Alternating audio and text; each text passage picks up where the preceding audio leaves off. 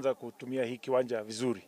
Mandege zianze kushuka hapa direct kutoka Nairobi, ili mkate safari ya kwenda Nairobi iwe ni ya dakika labda saa moja kuliko masaa 8 ya kukaa kwa barabara. Kuna ile extension ya runway iweze kuaccommodate ndege kubwa ambayo inaweza kubeba abiria wengi, na pia tuko na terminal ambayo inatakana kujengwa hapa. Kwa hivyo governor ametuhakikisha kwamba kuna shamba pande ya kuongeza pande hule na pande huu. Sisi kwetu sasa tunaenda kuangalia katika bajeti yetu tuweke fedha fulani, na labda katika mwezi mmoja ama 2 tutakuja kuanza hiyo kazi na kukamilisha. Na pia kulingana na agizo la Mheshimiwa Spika na viongozi wenu na Mheshimiwa Rais, pia tutajenga mahali inaitwa terminal building.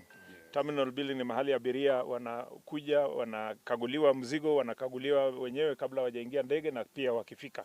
So tutajenga hiyo pia ili hii kiwanja ndege iweze kutumika vilivyo.